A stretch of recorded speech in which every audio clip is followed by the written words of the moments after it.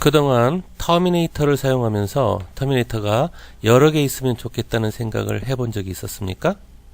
한 번에 하나의 배선만 측정할 수 있는 터미네이터를 사용하다 보면 한 번에 여러 개의 신호를 측정하면서 비교할 수 있으면 좋겠다는 생각을 누구나 한 번쯤 해보았을 것입니다. 지금부터 소개해드릴 멀티프로브는 6개의 터미네이터를 합쳐놓은 장치라고 생각하시면 됩니다. 예를 들어 엔진의 캠 포지션 센서를 측정할 때 전원선, 접지선, 그리고 센서 출력 배선이 어떤 것인지 배선도를 보기 전에는 모르기 때문에 터미네이터를 사용하는 경우 3개의 배선을 각각 한 번씩 체크해 봐야 합니다.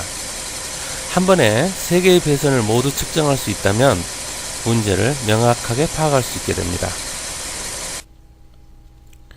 2번 채널에 맨 위에 적색 램프가 켜져 있는데 이것은 캠 포지션 센서의 12V 전원선을 나타냅니다. 3번 채널의 맨 밑에 있는 청색 램프는 센서 접지입니다. 그리고 4번 채널의 청색 램프와 적색 램프가 교대로 깜빡이는데 이것은 캠 포지션 센서 출력 신호입니다.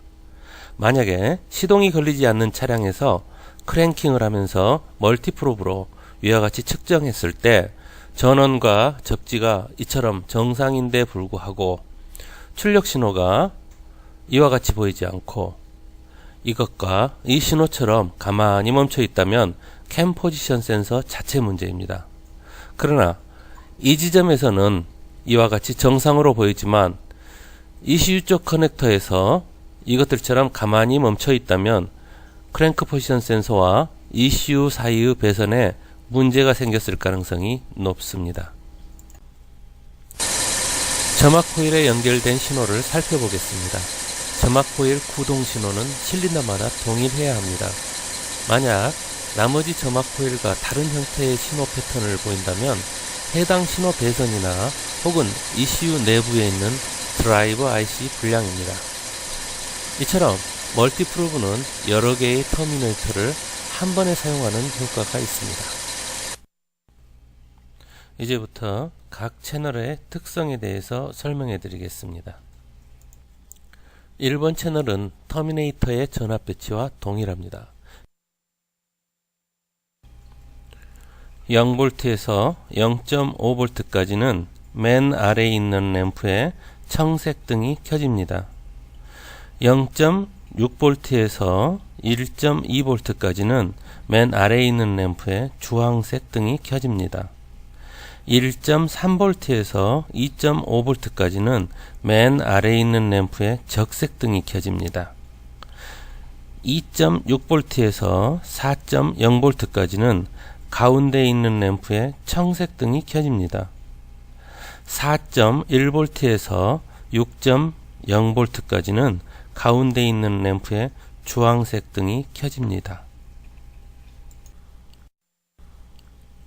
만약 자동차의 신호 중 0V에서 5V까지 움직이는 펄스를 램프로 표현한다면 맨 아래에 있는 램프의 청색 등과 가운데에 있는 램프의 주황색 등이 교대로 깜빡이게 됩니다.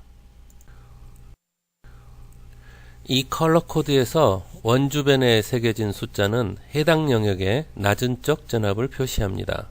즉 컬러 코드에 6.1이라고 표시되면 6.1V에서 다음 컬러의 숫자 9.3V보다 낮은 9.2V까지의 전압이 이 가운데 램프에 적색 등을 켠다는 뜻입니다. 맨 위에 있는 램프의 영역은 15V에서 약 70V까지입니다. 이처럼 1번 채널은 하나의 램프에 3단계의 전압 영역이 있고 전체적으로는 9단계로 나뉘게 되어 자동차에서 나타나는 어떤 펄스든지 모두 표현할 수 있도록 되어 있습니다. 2번 채널부터 6번 채널까지 램프 구성은 다음과 같습니다. 맨 아래에 있는 램프는 청색 등만 들어옵니다.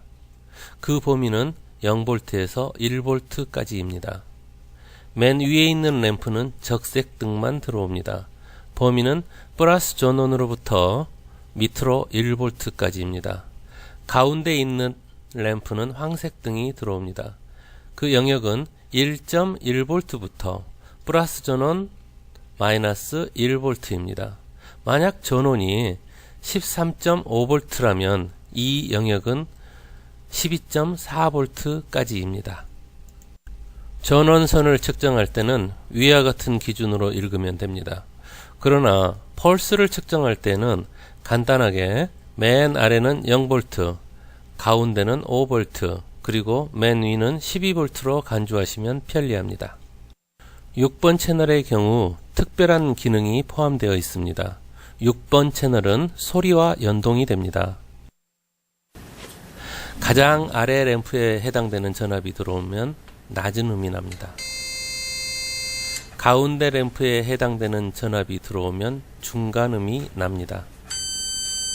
가장 위쪽에 램프에 해당되는 전압이 들어오면 높은 음이 납니다.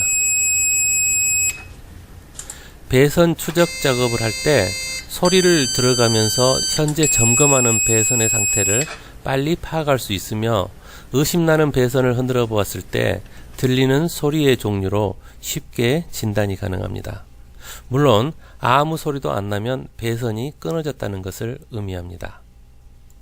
6번 채널을 이용한 진단 방법은 아주 간단합니다. 우선 검사하고자 하는 배선에 6번 채널에 연결된 탐침을 꼽습니다. 그리고 배선 뭉치를 흔들어 봅니다. 원래 배선이 접지선인데 처음엔 저음이 나다가 배선 뭉치를 흔들었을 때 아무 소리도 안 나거나 저음이 들렸다 안 들렸다 한다면 배선이 끊어져 있는 것입니다. 중간음이 나면 커넥터에 저항이 많이 걸려 있습니다. 고음이 나면 플러스선에 쇼트가 나 있는 경우입니다. 이런 현상을 보일 때 흔들어 보았던 배선 뭉치를 갈라서 잘 살펴보면 문제의 부위를 찾을 수 있습니다. 소리를 켜거나 끄고 싶을 때는 이 스위치를 사용하면 됩니다. 마지막으로 7번 채널을 소개해 드리겠습니다. 7번 채널은 1번에서 6번 채널까지의 탐침 채널과는 다르게 센서 채널로 구성되어 있습니다. 7번 채널은 비접촉 센서로 구성되어 있습니다. 어떤 종류의 액추에이터든지 7번 채널로 동작 확인이 가능합니다. 우선 가솔린 엔진의 인젝터를 점검해 보겠습니다. 측정 방법은 인젝터에 코일이 들어있는 부분에다 프로브를 가져다 대기만 하면 됩니다. 정상적으로 인젝터가 동작하는 경우 이처럼 소리가 나면서 램프가 전멸합니다.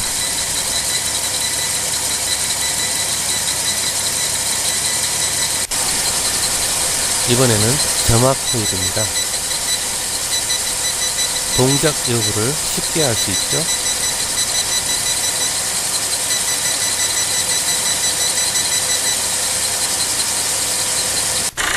이번에는 커먼네일 인젝터 검사를 해보겠습니다.